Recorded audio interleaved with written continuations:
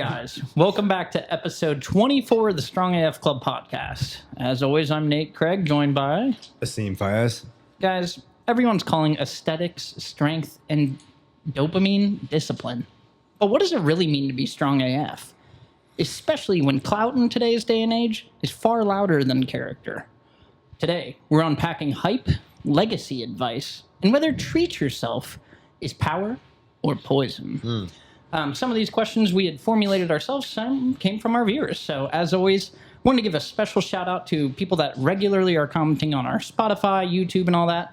So special shout out to Raf, Kia, Alyssa F, Maria N, Ben Christ, Dylan Gwalmer, sorry if I said that wrong, Tracker Who, and Donnie Khan. Love you guys. Keep it coming each week. Asim, let's just jump straight into it, brother. Shit. Okay. So, first question, we got 4 for you today. The first one is, in an era of viral fitness trends, of viral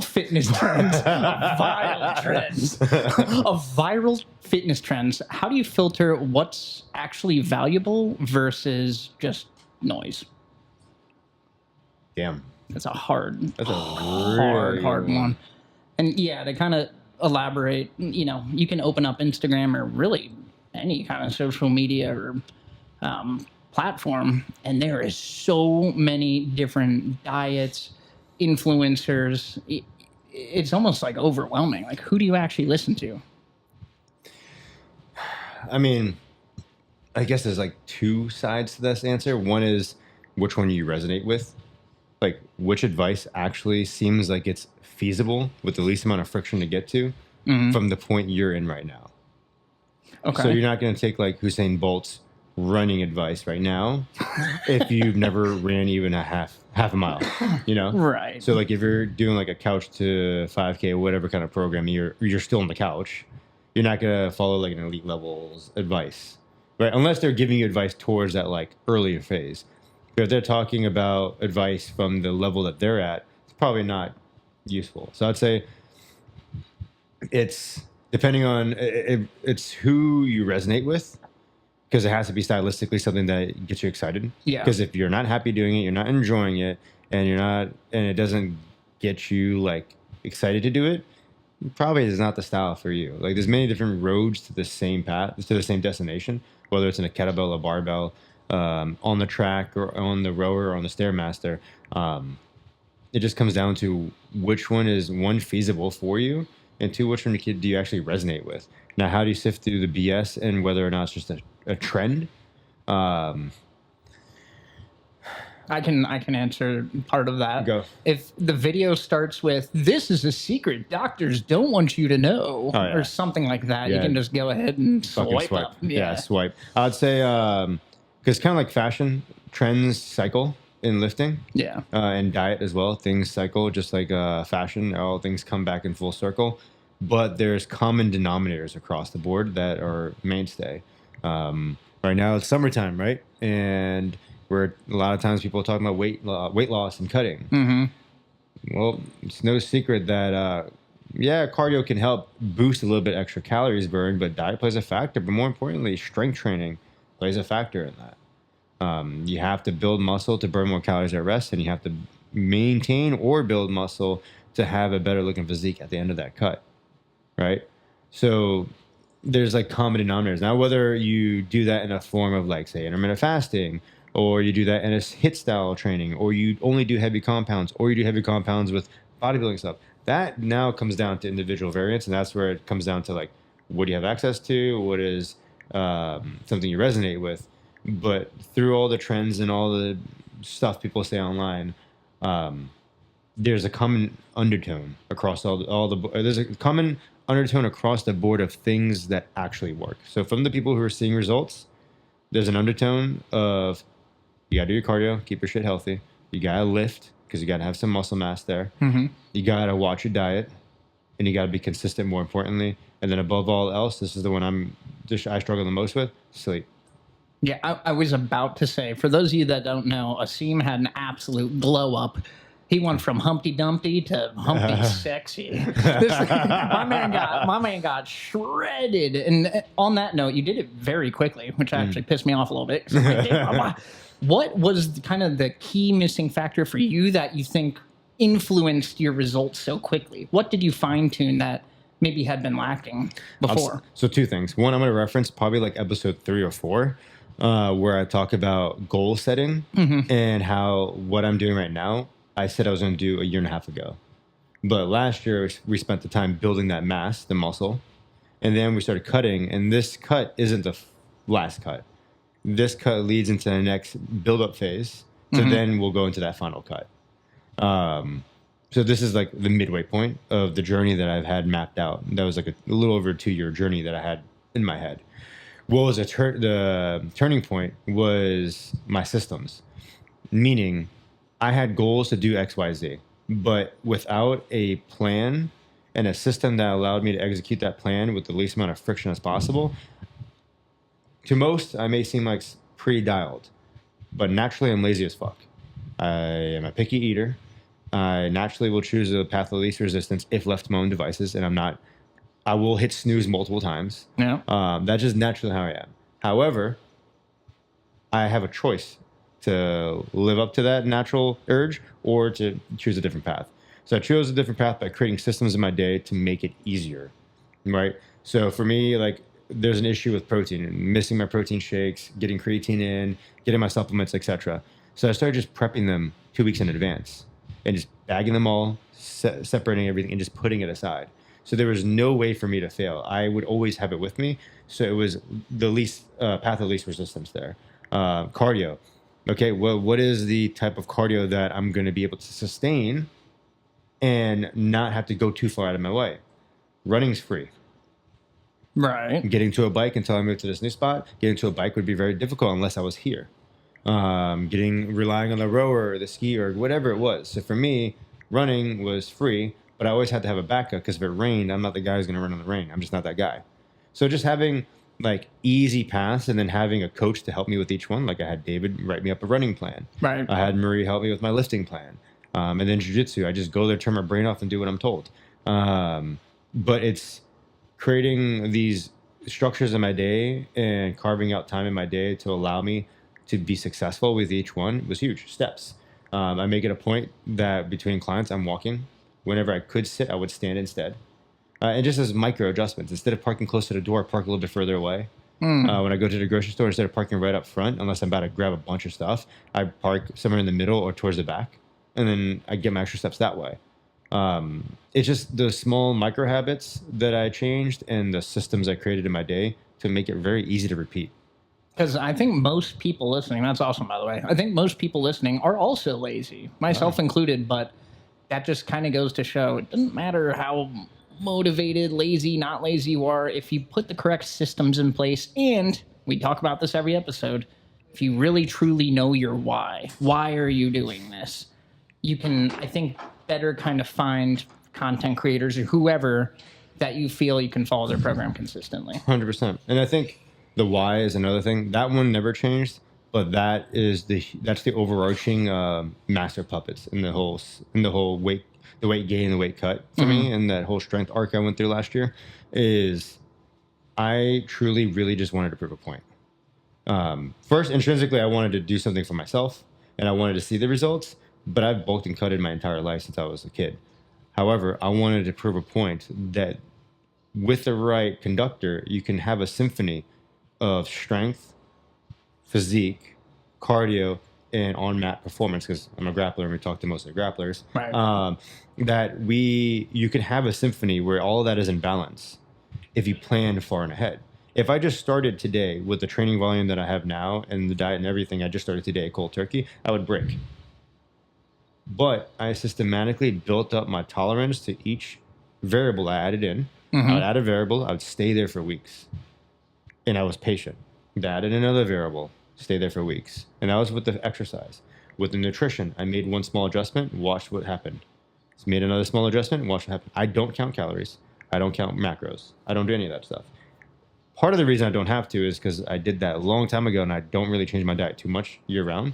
Where you kind of know where stuff's I at. kind of know where things are, but I mean, I like intuitive eating. It's just less stressful. I manage so many people's diets all day, every single day. Last thing I want to do is fucking be managing mine. So I systematize my eating to make it very structured. And I eat for performance throughout the day. But every now and then when I feel my energy fading, I will then add in something that keeps me psychologically. I go for the psychological wins, not the physical wins. So if I'm feeling faded, like for example, yesterday, by the end of the training day, super tired, very exhausted. We've been doing a lot on the business side. We've been doing a lot with the clients. Between the move and training, etc., I was just zapped. So I went and had a burger from across the street and grabbed a burger, had that, had the fries, crushed it all, tasted great, mentally felt amazing, had a Coke Zero, right? So I had my Coke Zero, so I'm having the carbonated drink that doesn't taste like I'm just only drinking water all day, and went to bed pretty happy, woke up, smile on my face. Leaner. Yeah, dude, I was actually listening to like you just talking about the burger right then. I was listening to episode 22, 2 episodes ago, excuse me. And you had talked about, I think one of the questions was pertaining to how do you feel about cheat meals kind of thing. And you're like, well, if you're phrasing it as a cheat meal, it is cheating. Something's wrong. You can have your quote unquote cheat meal, your burger, but it's not cheating if you pre-calculated, you know, you kind of knew you would go over your maintenance that day. And 100%. And on that point, framing is such an important thing. How you reframe and we're going to get a little off topic here. But I think framing is so important because it's like, if you're framing the item you're about to eat as a cheat rather than a refuel, you're looking at it as that, which then means your behavior will then change before and after, right? If you're thinking, oh, I'm cheating on my diet, then that means it wasn't a calculated strategic decision. Example, on the move weekend, it was exhausting, constantly building, etc., but still had to train, still had to do my cardio, still had to do my lifting. I could not back away from that. So I still had to do all 3 things. But along that path, my eating was the same, but my output was way higher because I'm moving shit, building stuff, etc., handling the dog. So for me, I was like, I need a refuel. I need something quick. Looked at my phone, had nothing because I didn't do groceries yet. So I looked at my phone. I was like, what can I eat? You know, I haven't had pizza in months. So I ordered a large pizza, double meat on there, some buffalo sauce, etc. Had that. Yeah, my stomach was a little upset because of the dairy. But the next day, my energy shot back up. I felt normal again. And I was able to go through a full training day, work and all, not faded. And it was huge because my sleep wasn't the best. My sleep definitely suffered because I was up late building stuff. So giving yourself those psychological wins and calling it a refeed, a refuel, or a strategic fueling meal, or whatever you want to call it, is way better from a framing standpoint. Example, in lifting. People use this, and I was talking with Tyler about this too. I think people use their language, don't realize how much language affects your thoughts. Yeah. There was a day a couple of weeks ago where I remember David wrote this run for me, and it was a long run, and I had a small amount of time to do it because it was between clients, and it was the only time of the day I could do it. And I was like, fuck, I'm going to have to pretty much sprint this whole thing. So before I went, I kept saying, I got to go do this run. I got to go do this run. I'm going to go do this thing. I kept using the word I got to. So when I got on the run, I hit the sidewalk and I started running. I realized that every half mile to a mile, I was telling myself, oh, you can just walk. No one's watching you. Just turn around. Dude, time's you're getting too close to that client. Like, you got to just turn around. You can't make it around this fast enough. And I kept having this inner dialogue, this inner bitch keep popping up. He just kept fucking reemerging throughout the entire run. And every mile I would pass, he just kept coming and coming and coming. And I'm like, why the fuck is this happening? And after the run, came back, changed my clothes, trained the clients. And then after that, I was sitting there at lunch, having my meal. And I was thinking to myself, I was like, why was that? Because it bothered me that my mind spent more time telling myself to quit than I did doing what I normally would do in a run, which is zone out or listen to podcasts. Because you were uncomfortable. I was uncomfortable the whole fucking time because I was against the clock. I was sprinting, so now I'm moving at a faster pace. And it was a whole lot of things. And I realized my language was the only thing that changed. I said I got to. So I did a little bit of a mental experiment over the next couple of days. Instead of saying I have to do something, I got to do something, I said I get to do this. I get to run. I get to go lift. I get to go do jiu-jitsu. The way I approached each one of those activities, or I get to go train a client, I get to go to work, I get to do whatever, it felt, not only was that my approach more positive, I felt like that inner bitch that was in there that day in my head never showed up. He never rang the doorbell. The entire time during all those sessions, I was just enjoying myself because it was like, I looked at it more of like a privilege. I have the privilege to go do this. I am very lucky that I get to go do this. I get to go run.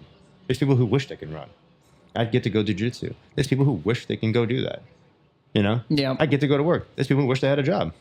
So it's like when I started reframing not just the nutrition and the exercise, but everything, dude, it was like compounding. It was like a domino effect. It's been going on for like, 3 weeks now? And I'm like, just the way I'm looking at everything's different. And obviously it's not a habit yet because I'm still actively thinking to say that. Because I was a have to kind of guy. I was a I have to, I need to, got to do kind of guy, rather than I get to, I'm blessed to, kind of guy. So changing that narrative is really fucking hard, and it's an active thought, but it changes the way you approach everything. It does. It kind of goes into the mental diet stuff that we previously talked about. Like, if you're constantly surrounding yourself with good people, good things, all that kind of stuff, it's probably going to have an impact on your mood, personality, all that kind of stuff. So that's actually awesome to hear. Let's jump into the next one. Went off a little bit on a tangent there, but it was good stuff. Second, what does being strong AF actually mean to you today versus when you first started training?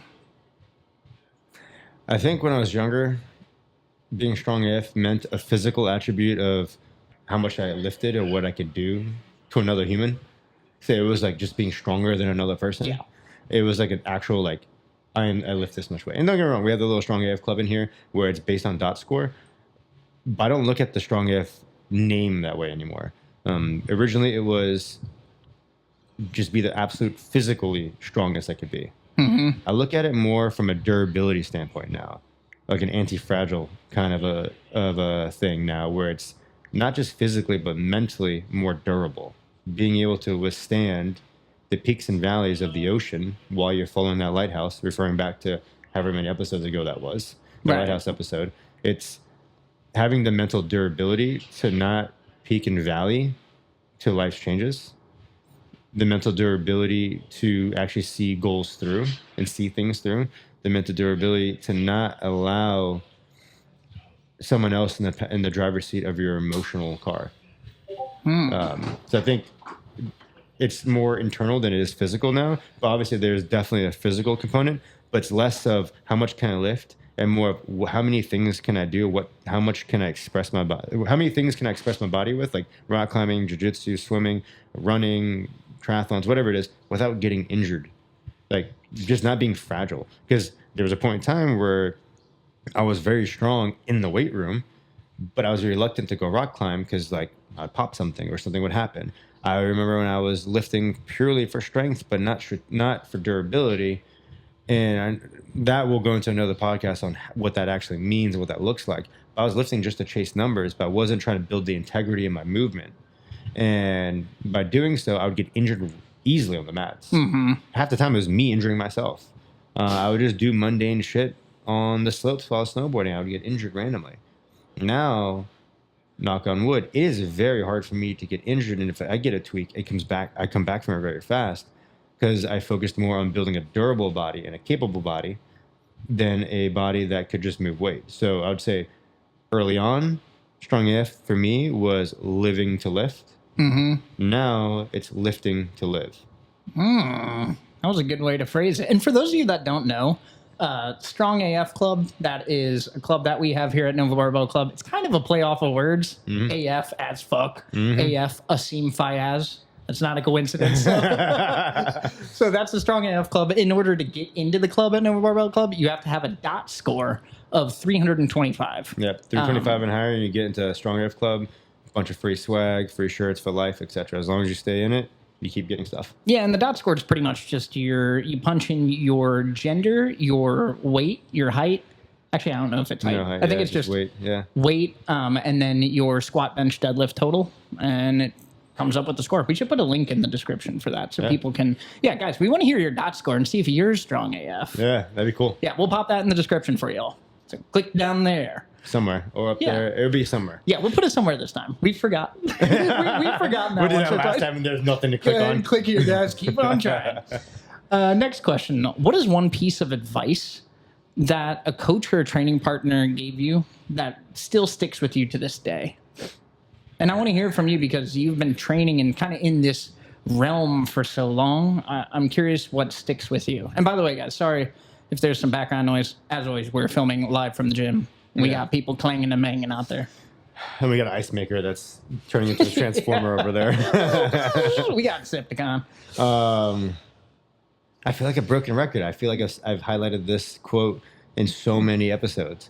But so I've had a lot of coaches in my life, from nutrition to lifting, jiu-jitsu, but also mentorship in business and life, etc. And they've all hit me with gems. But there's one quote one guy named Jason Tremblay hit me with when I was like 23, 24 years old, something like that. That in the moment when he said it to me, because the reason he said it to me, I was in meet prep, feeling extremely good, and I kept trying to add more shit to the workout. And I kept telling him, oh, I'm doing all this, thinking I'm going to get a golden sticker that, hey, he's doing so much, he's recovering so well. Yeah. Instead, that is exactly not what I got. And in a very elegant way, he said a few things, and then he ended with, more is not better, better is better. And I think that ties into that first part of the question that we asked in this podcast when I talked about systems. I think the reason people don't hit their goals in life, period, is they just try to add more shit. They try to do too much. Yeah. They chase too many rabbits. And what's that quote? My boy, training partner, client, friend, teammate, Cody Yenny said to me, if you chase two rabbits, you catch none. Something like that. It was one of those, like, I don't know. Didn't he just win something, by the way? Didn't he have some competition? He did his first ADCC Pro Bowl, fucking won. Yo, shout out, Cody. Yeah, he won. And he won in the last, I think, 3 seconds. He was down, and I think he got a sweep in the last 3 seconds to win the division. Damn. Yeah, crazy. First time going to ADCC, he fucking won it. That's what I'm talking about. If you want to win something too, join part of the team. Join the team, guys. Yeah, 100%. And then before that, he won the powerlifting meet. Yeah, so, guy's a beast. Yeah, he's a fucking unit. But no, so I think, it's more is not better and better is better. The reason I think that is such an important quote and transcends everything else that everyone said, not saying that everything else is not as good, but that is such a simple yet such a deep quote. Instead of trying to do more things, the few things you do approach and attack, do them as best as you can. Do them with excellence. Instead of doing, if you can do 10 exercises in a workout, you probably didn't do the first 3 at 100%. That means you're saving a little bit in the tank for the next thing. So you're not ever giving 100% to anything. So if you just do less shit, you have more to pour into it.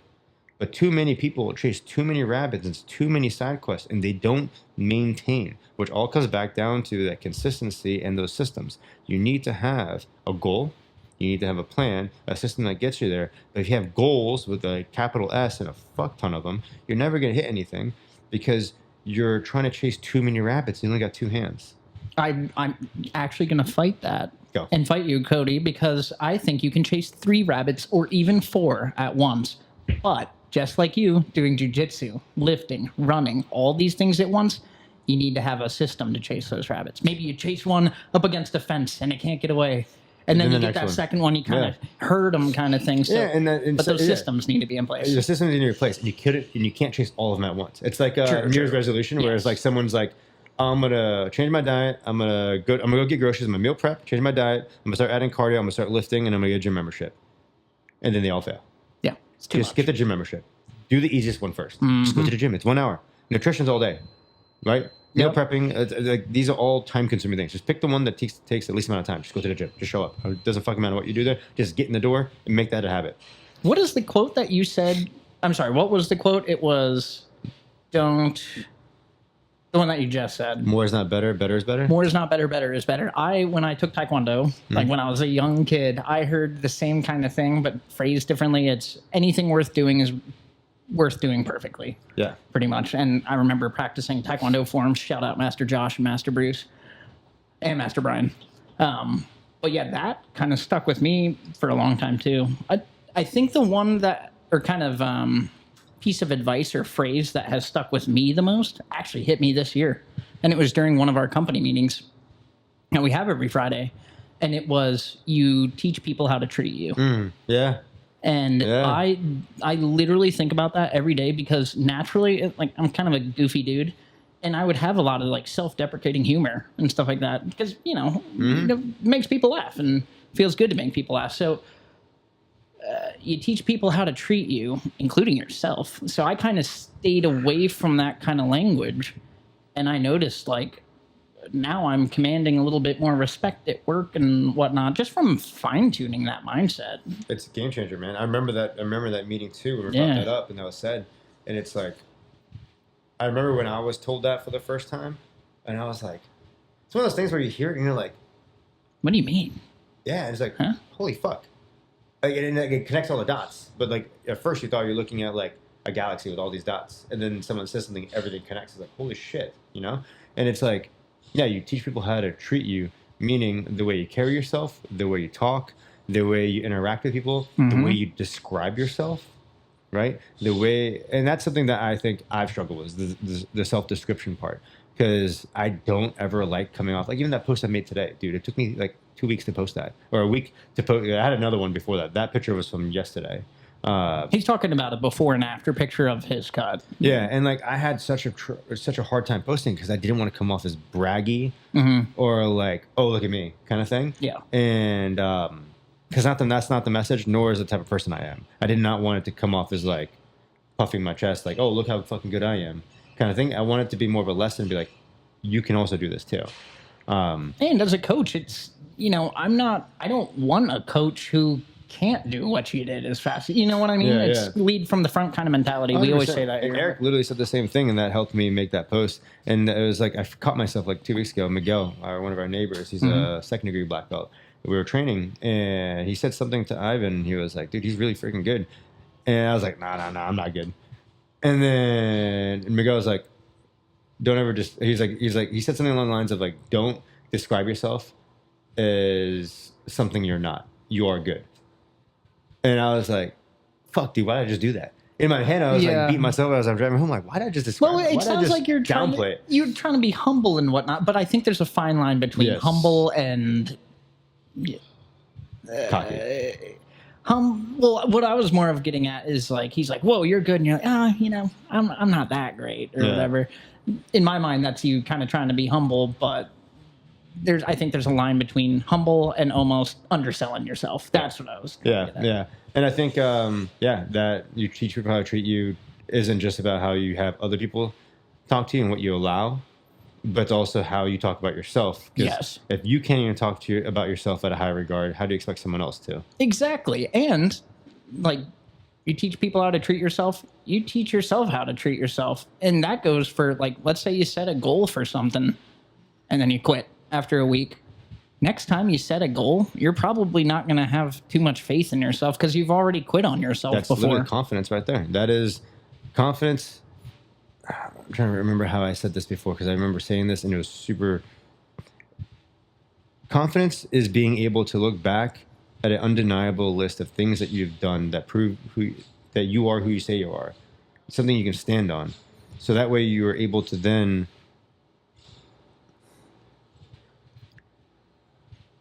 confidence is backed by accolades. It's backed by accolades, and it's backed on accolades, and you're looking at a list of things that show you are who you are. So, example, if you were to say, I'm going to wake up today, I'm going to make my bed. And then you make your bed. Cool. Now you trust your word. If you trust your word, you then believe you're going to do the things you say you're going to do. But if you don't even trust your own word when you say you're going to do something, hey, Nate, I'm gonna go on a cut, and then for the next year I looked exactly the same. I keep regressing, or I just never started, or I'm keep restarting on Monday. Eventually, I'm gonna lose faith in myself, like you said, but I'm also gonna lose confidence in myself because I don't even believe the words that are coming out of my own mouth. Yeah. So for you to have that real confidence, you have to believe the things you're saying about yourself that you can do. You have to believe that you can do the thing. And you really do. And make those goals realistic. You don't need to shoot for the stars from square one. I remember on New Year's Day, I sent you my resolutions. I sent you a picture. There's like 15 things. You're like, do not send me this unless you actually plan to go through with every single one, or else you're going to lose confidence in yourself, and I'm going to lose faith in you. Yeah, I remember that day. Yeah. I take those verbal. I'm going to have to start working my ass off at a couple things. Yeah. No, I don't know. I take those verbal contracts very seriously, because if you don't take the word you commit to someone that seriously, then you're just spitting shit all the time. Like if your word doesn't have weight behind it, then why use it? Exactly. So if you're going to tell me and you put it in writing, these are my goals for the year, this is what I'm looking to accomplish, and then you don't even make an attempt at any of them, you lose I don't want to say respect, but you lose my faith that you can do the things you say you're going to do. But then you're going to lose your trust in yourself to be able to actually see any of those goals through. And that just compounds into bigger and bigger things. It starts small, but it goes big. So even the small things I try to be very diligent about, like, oh, I'm going to make my bed. I really try to fucking make my bed as much as I can remember, just because it's such a low effort thing. It doesn't require skills. And there's literally, I remember a guy, one of my old training partners named Grant Cole, from like way back. It's like 10, 11 years ago. You remember Grant? I do. Yeah, it was Sean's first purple belt. Yes. Yeah. He's choked me many times. Yeah, his first student. Yeah, he was a training partner of mine for a long time, and first or second student ever for him. And he handed me the book, Make Your Bed. And that was literally all what I just said right there was mapped out in that book. And I read it, and I was like, holy fuck. Yeah. He's right. If I can't even do this, how can I attack the day? How can I build a business? You're saying if it can't even make your bed. If I can't make my bed, how can I make a business? Make your bed. Make your bed, Make people. your fucking bed. Make a freaking bed. You don't have to be doing all the fancy folding and whatnot, but make your bed. Yeah, but it's like a simple task. Like if you can't trust yourself to do simple things in life, how do you trust yourself to do the big, complex, scary things in life? Yeah. So to me, it was like, I take it as a daily challenge. Anytime I see small tasks that I know I need to do that move. Like, there's obviously small things that I'm like, oh, it'd be nice to like move this coaster over here. Does it actually fucking matter? No. But things like, I need to drink enough water today. That will literally make tomorrow better. Yeah. It's making my bed. It's just compounding, right? Interest. So I'm trying to compound as much small wins as I can throughout the day. Because if I can win those small battles, when the battle gets a little bit bigger, I know mentally, oh, I already done this. What's another 5 pounds? You can look back and see your army of successes. What's another 10 pounds? What's another 5 pounds? But if you've never even squatted 45 pounds, how can you attack 500 pounds? Right. So you need to build up to the weight by consistently building up to that weight, starting with small and working way up the weights, adding plates after plates after plates to eventually hit the goal strength that you want to hit. But you don't just start there. And if you attack the 500-pound squat and you've never squatted before, right? That's like attacking any lofty goal, a business, or whatever it is, without ever having small requisites of things that you've done. Like you have literally never done anything that you said you were going to do, and now you're going to attack this giant thing. The likelihood of success is extraordinarily small. It's not impossible, but it's extraordinarily small. So why not just make life easier and set yourself up for success? Win the small battles on a regular basis, so that way another 5 pounds isn't that daunting. That's so true. And kind of on that note, also when you're setting those goals, and I'm just going to say personally, for me, I'm transparent. We're transparent on this podcast. You know, I had been killing it with the running game for weeks and weeks and weeks. And I realized literally every time I put on my shoes, I set a PR every single time in one way or another, either distance, pace, elevation gain, and whatever throughout the run. Literally every single run I made a PR, and I put that pressure on myself. And it got to the point where, you know, I might wake up and I'm only at 80%, you know, I'm not feeling 100. And part of me wouldn't want to put on the running shoes because I just knew, you know, I'm not going to be able to hit that PR. And so now I've kind of had to reframe my mindset of, dude, listen to yourself, listen to your own darn podcast. Just stay consistent with it. Just do it. You don't need to set a world record every time. So what you did there, what I thought was very interesting is and I think this goes back to the goals podcast. You gave yourself multiple goals in the same singular thing. So you can't always beat the time, but maybe you can beat the elevation. Or you can beat whatever other factor that you're tracking. But if you're able to track, you have multiple different things that you can push against that eventually something is going to budge. And now it's like, dopamine hit a PR. Hit a PR here, hit a PR there. You don't have to, if your PR is always measured just by how much weight you put on the bar, or how much time you cut off your mile, and there's no other factor, periodization dies quick.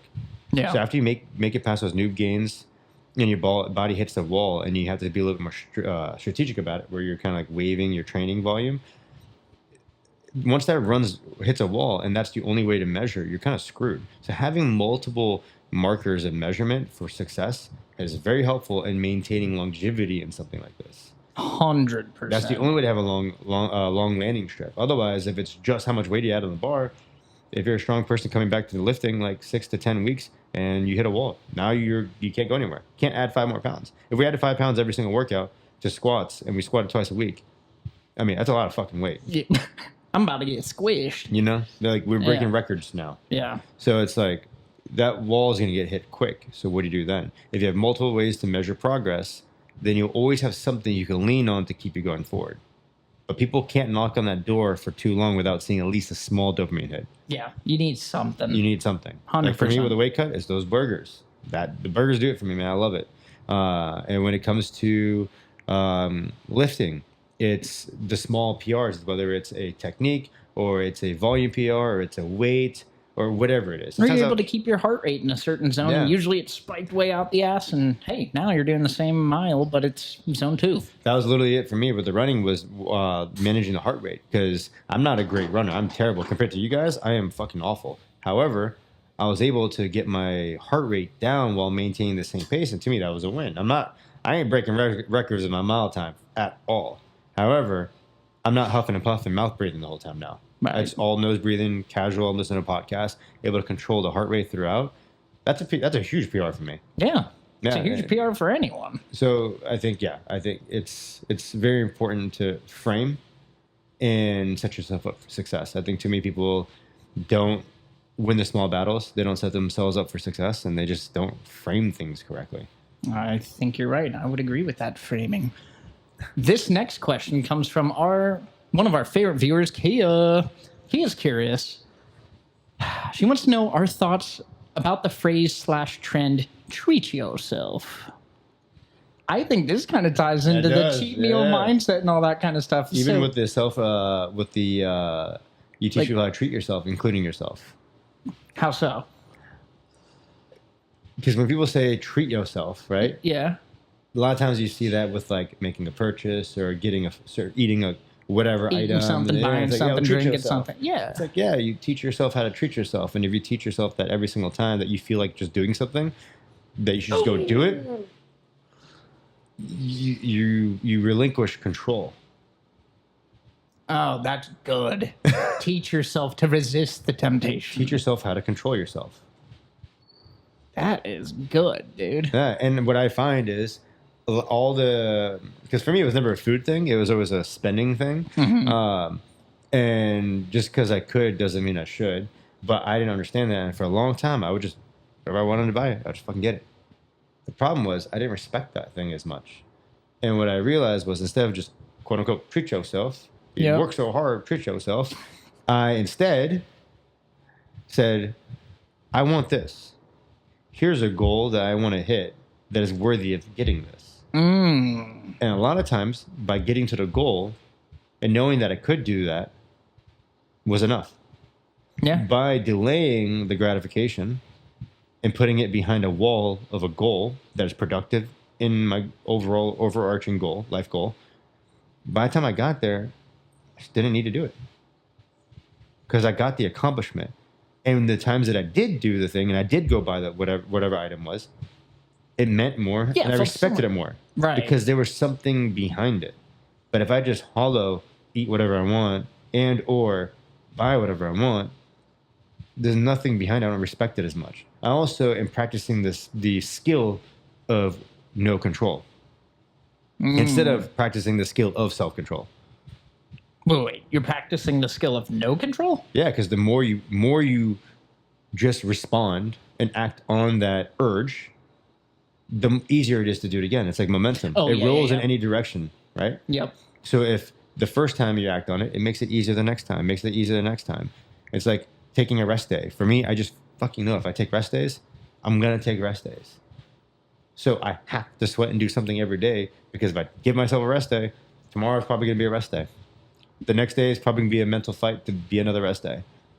Dude, that is so true. And with the treat yourself thing, you've got my brain thinking beyond kind of like what people typically associate that with, like eating or whatever. Like for me, I'm reading a book series right now, and I had bought like the first 4 books, and I was like, cool, got them. And then I was about to buy the next 5 in the series, but it would just kind of be like you said, whatever, I got them. Instead, I was like, I have to read these 4 before I can get to the next 5. And I'd read those 4, and then I ordered the next 5, and now I'm hype. Yeah. And it's more rewarding because I actually know the story now. I don't just have a bazillion books sitting there. Dude, 100%. And it's, I use the same kind of logic with, and I'm going to stay on books as well, because you know me, you and a few others here have inspired me to start reading again. Because reading was always a hard thing for me until I discovered, and even audiobooks were difficult, until I discovered if I have an audiobook and then I have a physical copy in front of me that I can annotate while I'm listening to it, not only do I stay awake, I remember what I'm listening to. But I hit this, and I had a list of books, and I asked a bunch of people on Instagram for suggestions, texted some people that I know for suggestions. So I have this list of books I want to get through. And I was listening to this one book, and it was getting so fucking boring for like 2 chapters straight that I found myself thinking about, well, yeah, I could just stop here and go to the next book. I could just buy the next one. Yeah. I could just go to get this one. Or I'm just not going to listen to it anymore. I'm done. Or I could fast forward. And it's like, well, if I fast forward, I might miss a gem that actually is important. True. And secondly, that then tells me that every single time I get bored of a chapter, instead of not the whole story, I just get bored of a chapter. I get bored of a set. I get bored of a singular exercise in a grand scheme of an exercise plan, that it's okay to back out and move on. That's how you create people who jump programs, because they go through a training cycle that they don't enjoy because they want to get to the next one that they want to do, but they don't do the things they have to do. You practice that habit on the micro level, like with a book, you're going to become that guy or girl, when you're in your training plan and you're starting like, I don't really want to do this. I hate front squats. I don't want to do sets of 12. So you jump to doing your sets of 5 and 3 because those are cool. You load more weight. But doing those sets of 12 not only would have created a better foundation, it's what you needed to do. Because if you only do the things you want to do instead of the things you need to do, you're never going to have the thing you want in the end. Ultimately. Yeah. You will always be coming short. So with the book, I saw that parallel of my decision making of like, fuck this book. I'm going to go to the next one. And I was like, but if I practice this now, because all it is practice. We're practicing all day. Yeah. That's all it is. If I practice that skill of just letting go and moving on to the next thing because I got bored, instead of finishing it when I said I was going to finish it, not only would I have lost my trust in my word to say I could finish the things I say I'm going to finish, I then make it easier for me to take that behavior into something else in my life. The facts. And God forbid it fucking makes it in here into the gym. Hell no. So for me, I look at how those habits transcend borders. And habits transcend borders. How you do some things is how you do most things. And I had a client say that to me a couple of years ago, and I was like, yeah, it's pretty fucking accurate. Because how you do some things is how you do most things. So how you treat the things that are not that important to you is going to transcend into things that are important to you. Like reading. Was reading that book and finishing it actually that important? No. Did you find a gem? Huh? Did you find a gem? No, I did not. I found no fucking gem. That book was boring. It sucked. Hey, but you finished it. I finished it because I said I was going to finish it, and it was on the list. I can't skip the line. Good. I have to go through that. Just like I have to go through the training blocks I don't want to fucking go through. Just like I have to go through the phase of dieting that I don't want to go through. There's that one phase when your people are cutting. If you have a little bit of muscle mass on you and you start cutting, everyone hits this phase. I call it the awkward hair phase. When you grow your hair out and you hit that midway between like eyebrow and ear. Like no, like when the hair is like between your eyebrow and your ear and it just looks terrible. You can't style it. You can't do shit. You just look dumb. It's like coconut head. Yeah, and you just got to wear a hat and beanie for like a couple months just to get past that. Yeah. Because you can't even tie it back yet. There's a point in cutting, especially as a guy, and if you have a little bit of muscle on you, where you're so depleted, not so depleted, but you're pretty depleted that you feel flat, so you feel skinny, but your body fat is still there, so you feel fat, so you feel skinny fat. And it is so easy in that moment, because most people will quit, to just quit in that moment, instead of just trusting. This is a necessary part of this phase. Building the foundation of this building was very annoying, and putting this office together was very annoying. But once we put equipment in here, it was fun. But we needed to put all this down before we could put the equipment on top and do the fun stuff, so we can get to the working out. Oh, that was a good analogy. But Yeah. if I just skip to the working out part and just put the equipment down, now we're working out on cold concrete. We don't have an office. We don't even have a bathroom. So putting all this down to then put the equipment down so then we can do the things we want to do is a necessary step. You have got my brain going crazy. I'm going to be thinking about that one until next week's episode. Yeah, I mean, there's so many parallels there, but like really, truly think about how, yes, treat yourself, but teach yourself how to treat yourself. Teach yourself how to treat yourself. Yeah. You know? Like, don't just send it on anything that you impulsively think to do, right? If you just desire and go, like, you don't control that ship. You're letting the winds take you wherever. So what's our kind of final verdict for Kia? How do we feel about treat yourself? I think it truly is. You know what? Go ahead, treat yourself, but sprinkle in put those walls in between the treats. Yeah. Work for them, kind of thing. That's kind of what I think it boiled down to. Yeah, make them worth it as well. Yeah, make them worth it. Don't just act on impulse. Make them worth it, and yeah, just understand that the skills you're practicing now, or the habits you're practicing now, are habits that are going to transfer elsewhere. That's 100% true. You may change scenery, but you're still going into the next thing. You take those habits into the next room. So although you develop a habit here, it's like an outfit. Yeah. You develop this outfit in this room, you're going to take the outfit into the next room. So be careful of how you dress, aka the habits you form in this room, because then when you go into the next one, it's going to come with you. Holy shit, my man's cooking. God damn. Last week I was caffeinated. This week I am fucking tired. Yeah, we're both. We got to talk to you more when you're tired, man. Well, hey, guys, as always, that's all we got for you today. Really appreciate you guys tuning in.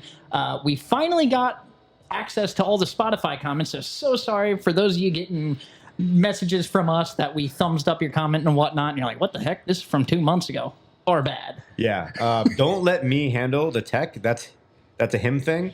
I've been struggling. I didn't even know we had the ability to look at the comments. Someone was like, did you see my comment on Spotify? I was like, we saw a bunch of YouTube and stuff. We got a Spotify comment section? Whoopsie daisies. I thought that's where you just go to listen. Well, guys, we got it figured out now. So for real this time, like, comment, subscribe, keep the questions coming. And as always, guys, appreciate you.